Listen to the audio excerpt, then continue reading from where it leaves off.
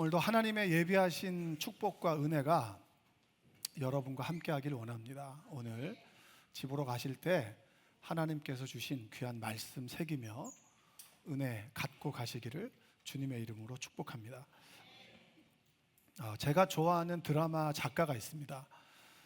드라마 작가는 잘 모르시죠? 드라마는 아는데 사진 한번 보여주시면 이 사람인데요. 여러분 아시는 분 계세요? 잘 모르시죠? 이분은 박혜영이라고 하는 작가입니다. 제가 서치를 해보니까 저랑 대학원이 동문이라 더 좋아지기 시작했습니다.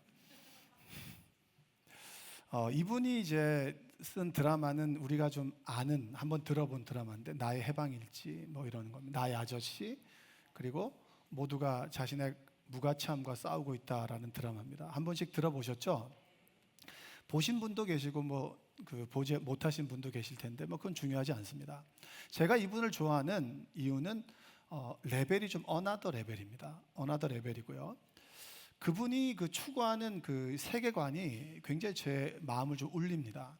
예를 들면 사람들은 사건에 중심을 두는데 이분은 사건보다는 사건을 대하는 사람의 감정에 중심을 둡니다. 그래서 이분이 그리는 드라마의 주인공 등장인물들은 대부분 사랑 앞에서는 아주 비참하고요.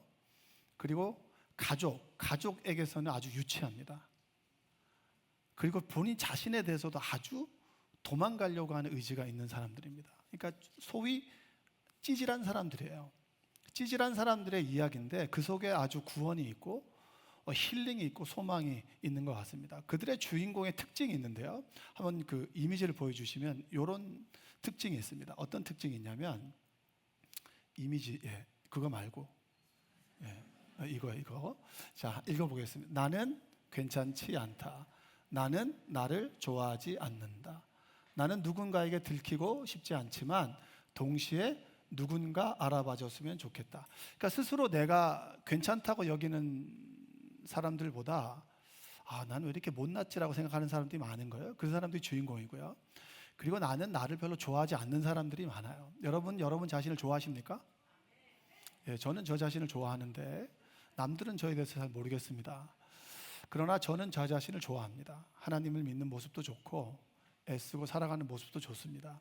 맨 마지막에 보면 우리는 두 가지 마음을 가지고 있는데요. 교회 올 때 보면 저 목사님 저한테 아는 척하지 말아주세요. 저 조용히 신앙생활하고 싶습니다. 근데 결정적인 순간에 왜 저를 알아주는 사람이 없죠? 라고 물어봐요. 여러분 어떠세요? 교회 왔을 때 저를 마구마구 좀 아는 척 해주세요 라고 하는 사람보다는 그냥 조용히 다니고 싶어요. 그러니까 저한테 아는 척 안 하셔도 됩니다. 그러니까 등록하고 전화해도 굳이 전화할 필요 없습니다. 이렇게 하는 분도 계시고요. 어떤 분은 관심 써주셔서 감사합니다 라고 얘기하는 분도 계십니다. 두 가지 마음이 있는 거죠. 근데 우리의 속마음은 누군가 나를 좀 알아줬으면 좋겠다라는 마음이 있는 거예요. 여러분도 그러시죠? 이 등장인물이 이제 최근의 드라마 중에서 모두가 자신의 무가치함과 싸우고 있다라고 하는 그 장면 중에서 저의 마음을 울렸던 그런 장면이 있어요. 어떤 장면이냐면 그 장면 제가 소개를 잠깐 드릴게요. 그 드라마에서는 감정 워치를 차고 있습니다. 이렇게 감정 워치가 있는데 이건 감정이 안 나와요. 감정이 안 나오는데 어떤 연구소에서 이제 감정을 측정하는 거예요. 4,000명을 대상으로. 그래서 그 여주인공과 남자 주인공은 여주인공은 38번이고요. 남자 주인공은 4,000번입니다. 그래서 스스로 어떤 감정을 교류할 때 여기 워치에다가 이 감정이 떠오르는 거예요. 예를 들면 여러분 설교 듣는 여러분들의 마음 보면 기쁨, 감사, 은혜 이런 거죠. 그렇죠? 제가 잘 읽은 거죠? 네, 선택의 여지는 없어요. 그냥 워치 한번 사진을 보여주시면 근데 4,000명 중에 오직 2명만 본인의 감정을 알 수 없음이 뜨는 거예요. 38번 여자 주인공은 알 수 없음이라고 하는 이 워치가 정기적으로 뜨는 거예요. 왜 그러냐 상담을 해봤더니 이런 겁니다. 어렸을 적에 본인의 어머니로부터 버림을 받았어요. 버림을 받고 어린아이가 버림받은 티를 내지 않기 위해서 홀로 학교를 다니면서 엄마 없는 티를 안 내려고 다니는데 머리는 지금 묶었으니까 당연히 헝클어져 있겠죠? 당연히 그러니까 아이가 얼마나 힘들겠어요. 그 감정을 참느라 코피가 나는 거예요. 상실의 아픔과 버려지는 그 순간과 비슷한 순간이 되면 코피가 나는 거예요. 그러면서 알 수 없음이 뜨는 거죠. 그러면서 이 감정을 뭐냐고 물어봤을 때 이 여주인공이 이렇게 얘기합니다. 자폭하고 싶은 마음이라고 하는 거예요. 죽고 싶은 거예요.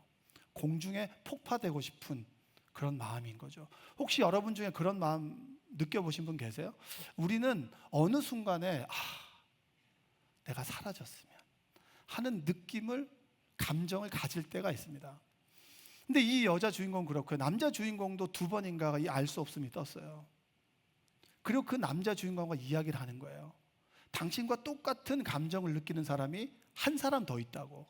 그 여자 주인공을 얘기하면서 이게 도대체 뭐냐고 물어보는 거예요. 그때 남자 주인공이 뭐라고 얘기하냐면 자신 알 것 같다는 거예요. 본인의 형이 이혼을 했어요.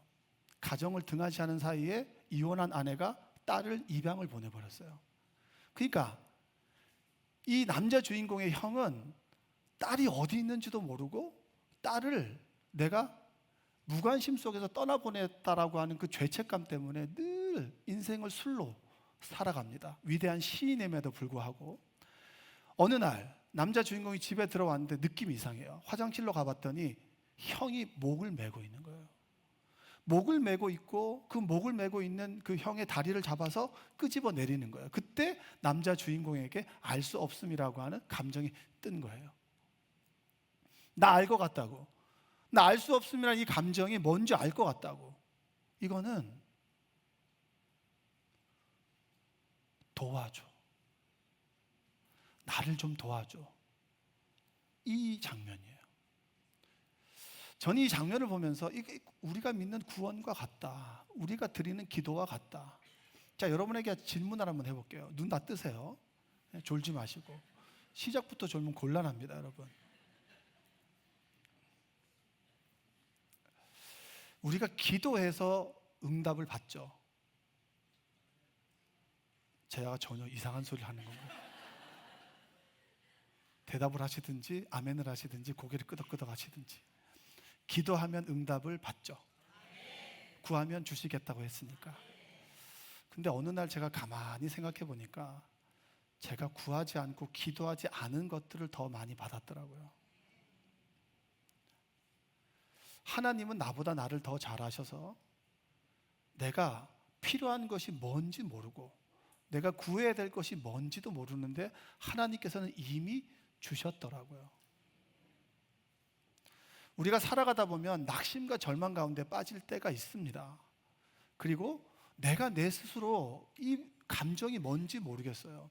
기분 좋게 왔는데 갑자기 누구 한마디에 내 감정의 소용돌이에 휩싸일 수 있고요. 그리고 갑자기 좋다가 내 몸이 갑자기 안 좋아지면서 내 감정이 곤두박질 칠 때가 있습니다. 평온한 호수를 걸어가고 있는 것 같은데 누가 툭 치면서 내 감정이 막 소용돌이 쳐가지고 이게 도대체 뭐지? 내 마음이 도대체 내가 뭔지 모르는 그 상황 속에 우리가 처할 때가 있습니다. 그게 알 수 없음이에요.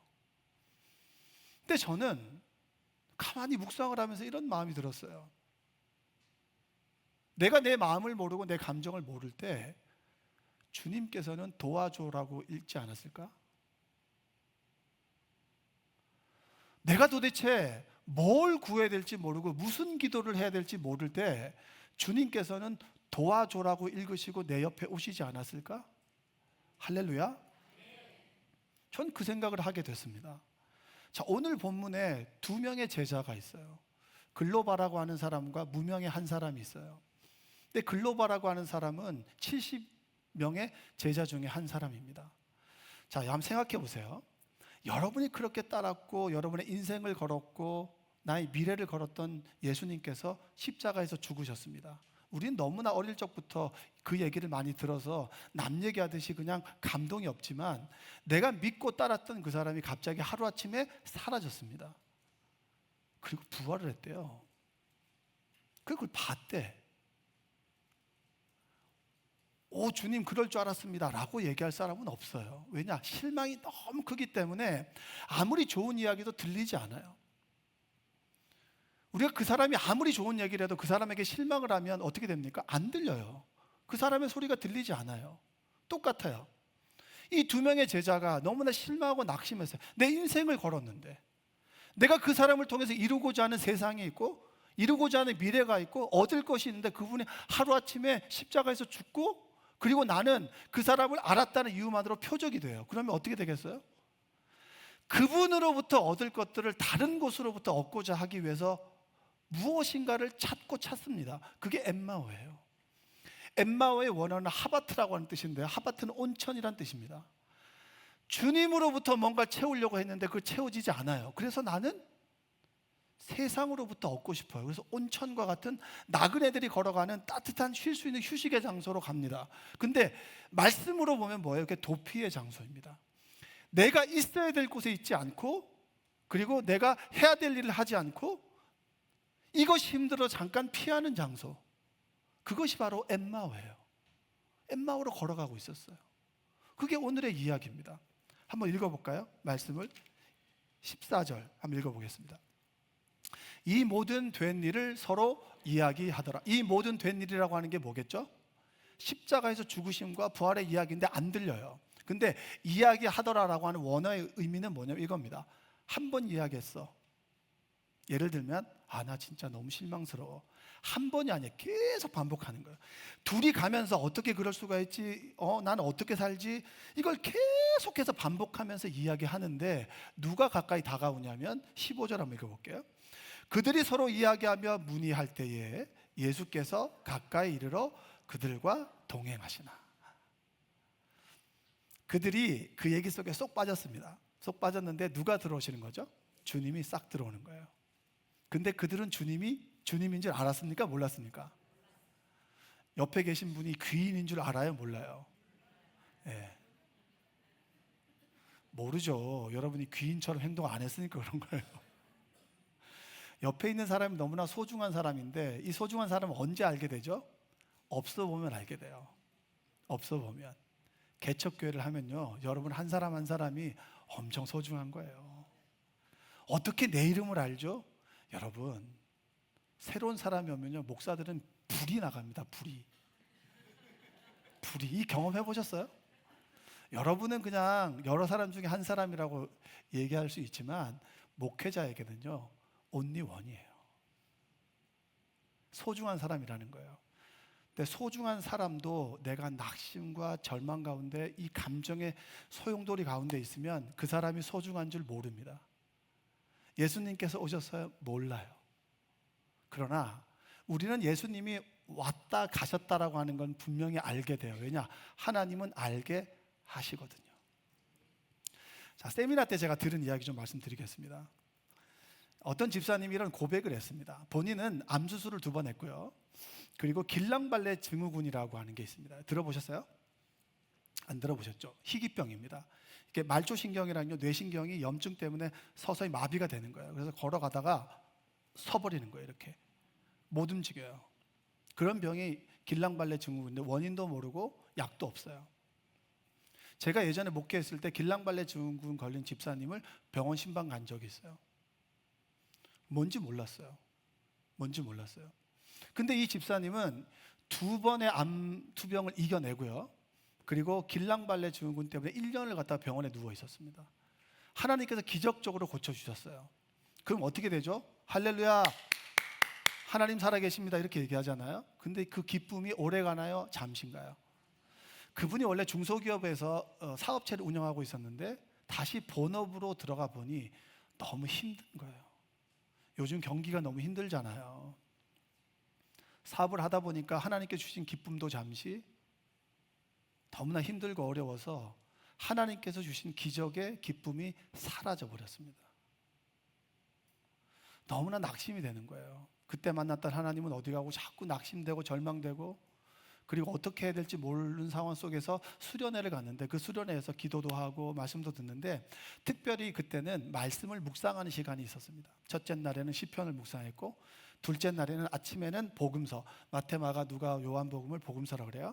예수님의 말씀을 묵상하고 1시간 동안, 그 다음에 점심 때는 또 복음서를 묵상하고 저녁 때도 1시간 묵상하고 다 같이 모여서 묵상한 것을 나누는 이야기를 하는데, 이분이 놀라운 고백을 했습니다.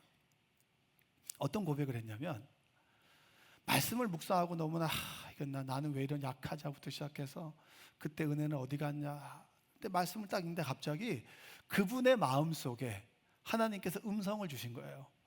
고마 됐다. 고마 됐다. 이 말씀을 주신 거예요. 근데 그 말씀을 듣는데 갑자기 마음의 불안이 차분히 사라지더라는 거예요. 불안과 염려가 주님께서 주시는 그 고마 됐다, 고마 됐다 그 말씀을 듣는데 너무 마음이 편안해지는 거예요. 그러면서 소그룹에서 그 나눔을 하고 그 목사님에게 나눈 대화 가운데 이런 겁니다. 목사님, 제가 이런 얘기를 들었는데 마음이 편안해졌다고. 하나님께서 그 말씀으로 역사하신 거라고.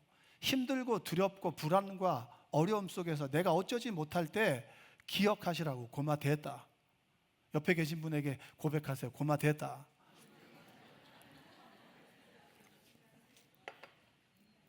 고마 됐다의 은혜가 여러분에게 있기를 주님의 이름으로 축복합니다. 어떤 사람은 불안과 두려움 가운데 주님께서 말씀으로 임하십니다. 말씀으로. 어떤 사람은 귀가 가리고 눈이 가려져서 듣지 못합니다. 듣지 못하는 사람이 있어요. 제가 뒤에서요 이렇게 보면은 핸드폰 하시는 분이 그렇게 많아요. 예배 시간에, 그 짧은 예배 시간에. 왜냐하면 우리의 중심이, 우리의 마음이 주님께 안 간다는 거, 그만큼 훈련이 안 되어 있다는 거예요. 우리의 눈이 가려지면 하나님 말씀이 들려지지 않습니다. 우리가 주님께 시선을 향하지 않으면 그분의 말씀이, 그분의 모습이 보여지지 않는 거예요. 제자들이 그랬습니다. 제자들이 걸어가는데 주님께서 가까이 왔는데 그들이 알지 못했어요. 언제 알게 되느냐? 저녁에 주님과 식탁의 교제를 나눌 때, 성찬을 나눌 때 비로소 그들의 마음이, 눈이 가려진 것이 벗겨지고 마음이 뜨거워지지 않았냐? 여러분, 주님을 만나면 우리의 마음이 뜨거워집니다. 할렐루야. 하나님 말씀을 들으면 여러분 감격에 찬 하나님 말씀 들어보셨어요? 저는 전한 적이 있는데 들은 사람이 없다고 하니 아주 마음이 아픕니다. 저는 벅차게 전했는데 여러분 벅차게 안 들으니 참 마음이 아프지만 그것도 어쩔 수 없는 노릇 아니겠습니까? 하나님이 우리 안에 임하면 우리가 가슴 벅차요. 뜨거워지지 않았냐? 이게 바로 이거예요. 존 웨슬리가 올더스케이트에서 경험했던 성령의 체험은요, 조금 뜨거워진 거예요. 성령께서 우리 안에 임하면 감격이 오고요, 마음이 뜨거워지게 됩니다. 그게 하나님을 만난 사람들의 모습이에요. 그들의 눈은 가려졌으나 하나님께서 역사하시고 가까이 계신다면 우리와 함께 계시고 우리는 알게 되는 거예요. 2025년 2월 10일 날 끔찍한 사건이 발생했어요. 대전 서구에 있는 초등학교에서 담임 선생님이 그 반 여자아이를 살해한 사건입니다. 그 사건 여러분 뉴스에서 보셨죠? 그분의 할아버지의 친구분이 부흥회를 참석했다가 그 얘기를 아들로부터 문자로 받았어요. 수련회 때 대전을 갔다 왔죠. 너무 낙심이 되는 거예요. 그 손녀가 어떤 손녀고 얼마나 사랑스럽고, 그리고 그 할아버지가 초죽음이 된 거예요. 어떻게 이런 일이 벌어질 수 있나? 낭만과 절망 가운데.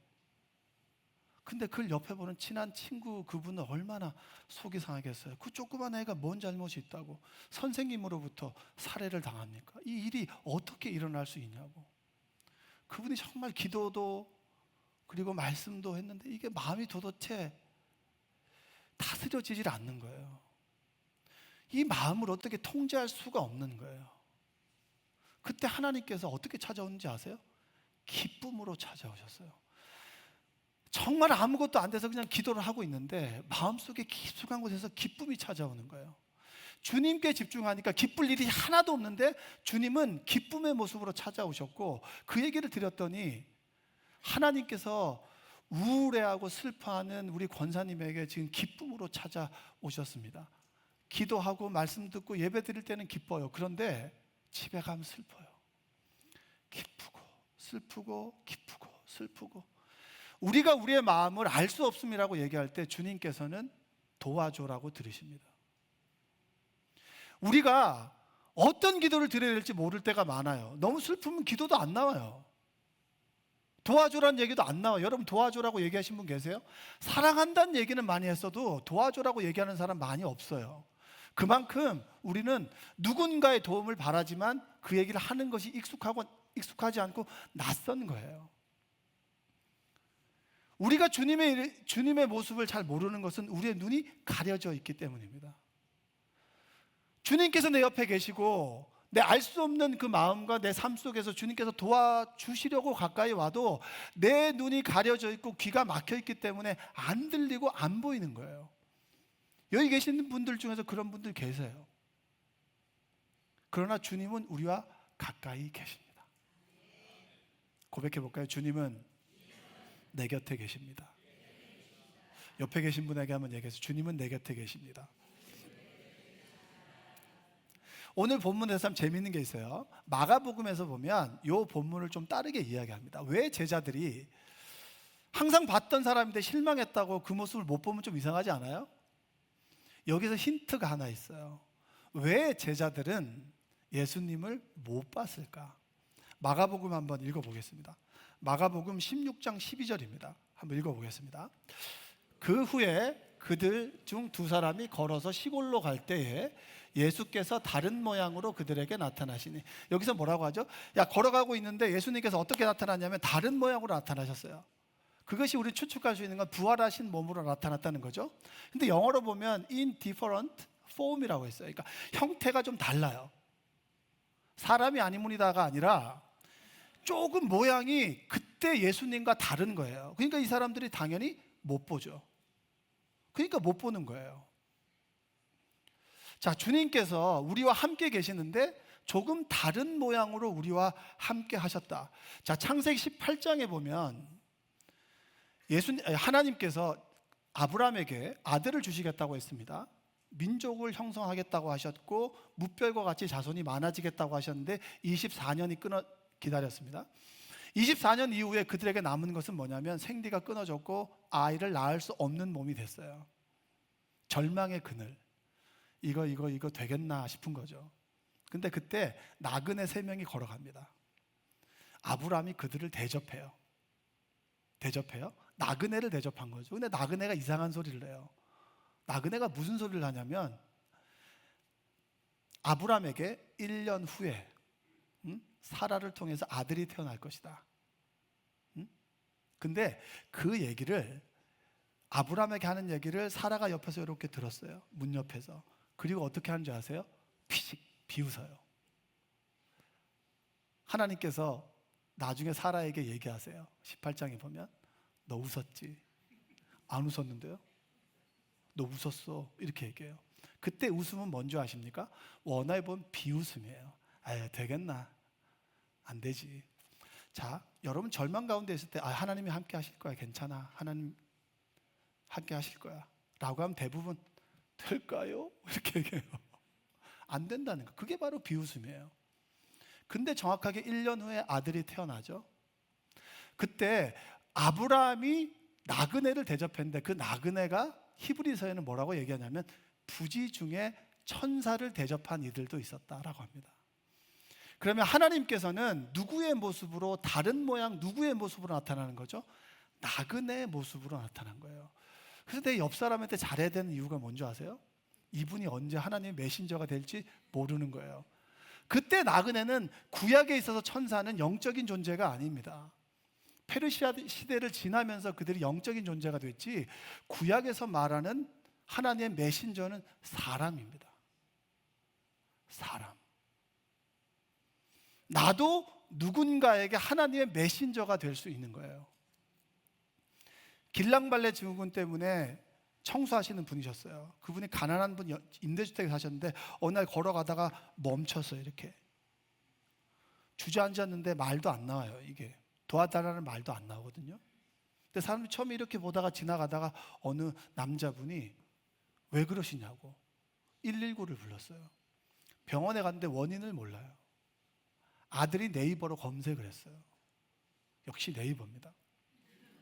검색을 했는데 길랑발레 증후군 같다는 거예요. 그래서 이 병원 저 병원 가다가 서울대 병원 가서 길랑발레 증후군이 아니냐 그랬더니 맞대요.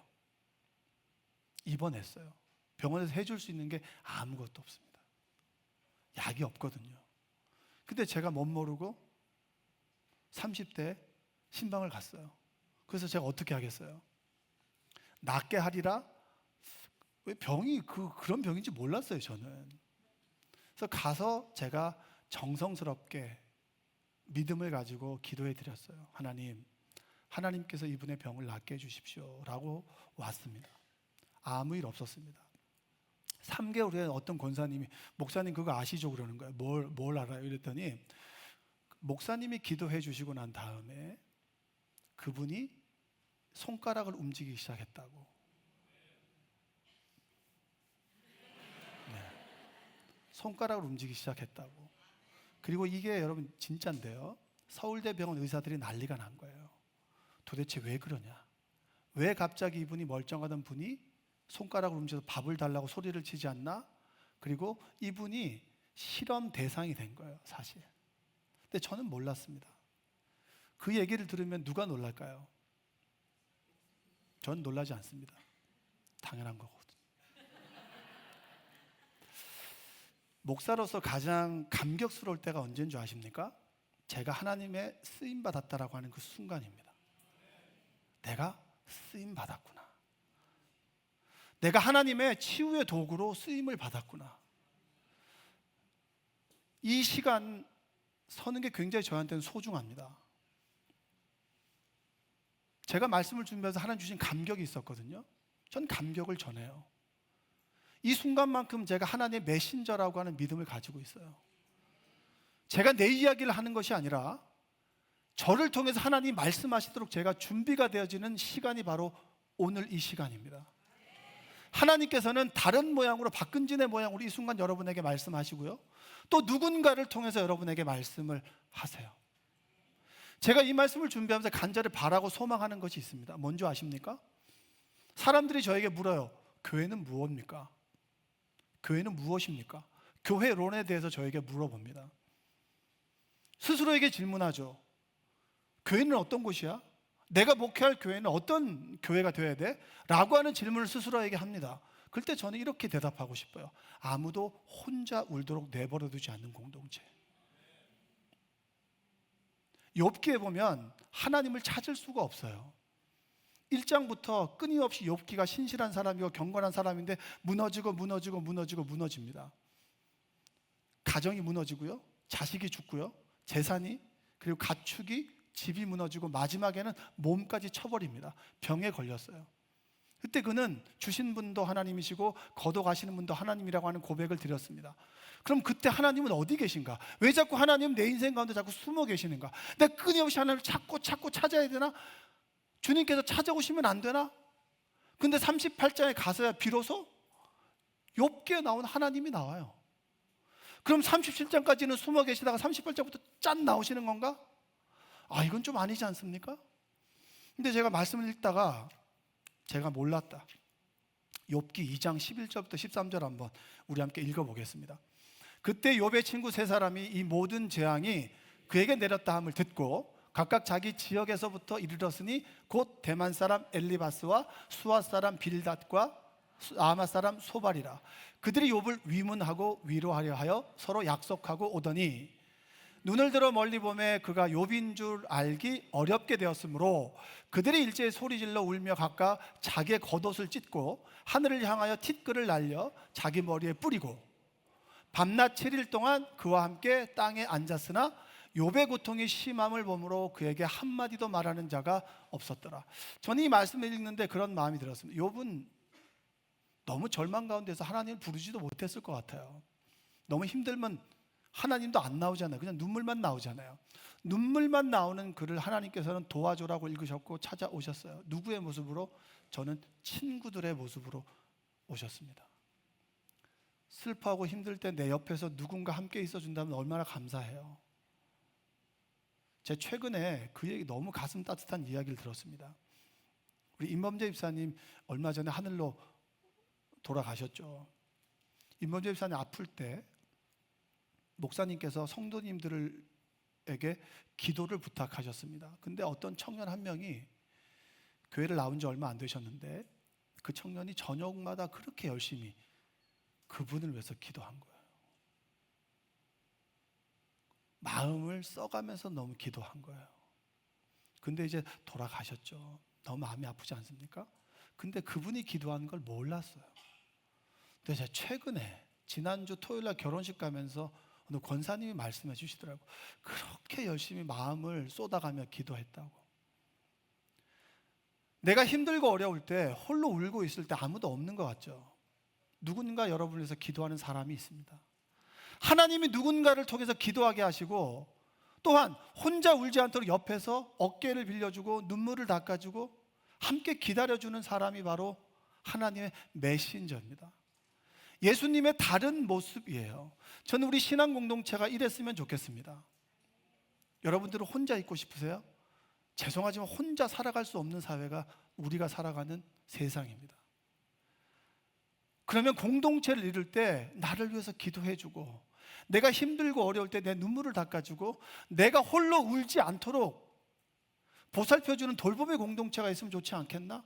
전 그 공동체가 생명나무 교회 공동체가 되었으면 좋겠습니다. 제 아내와 저가 어느 날 누가 저희 집 초인종을 띵동 눌러요.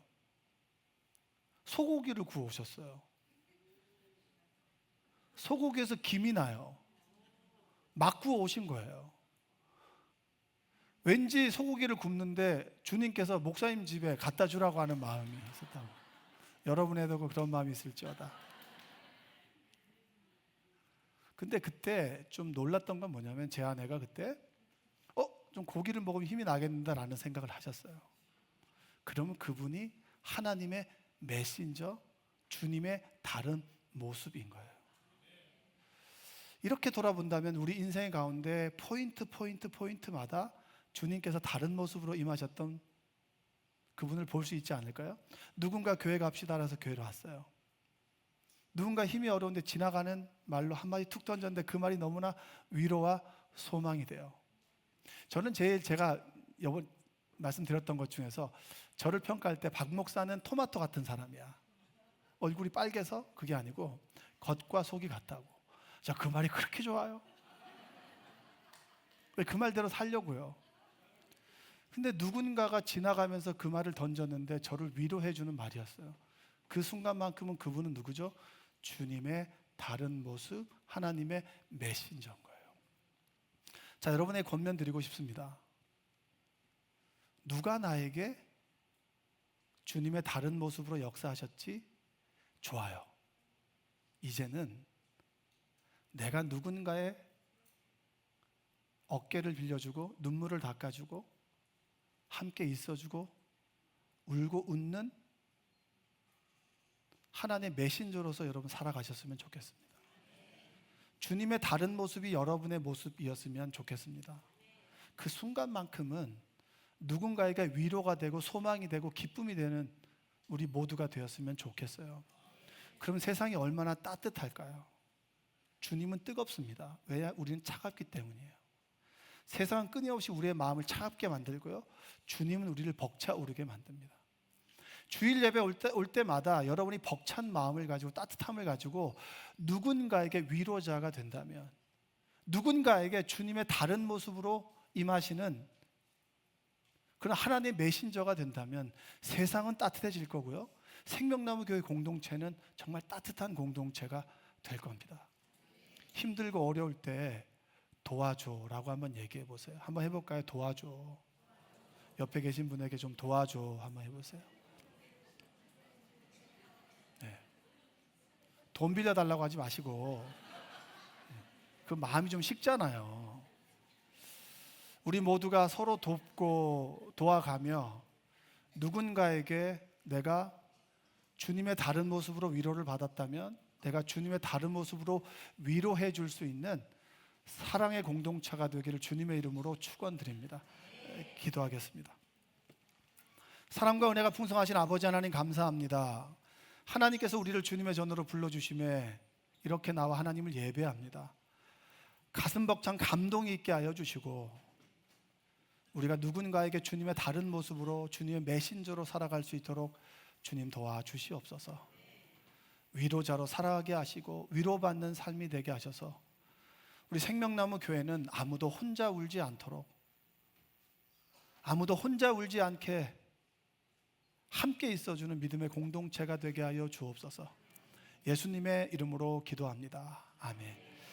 우리 다 같이 일어나셔서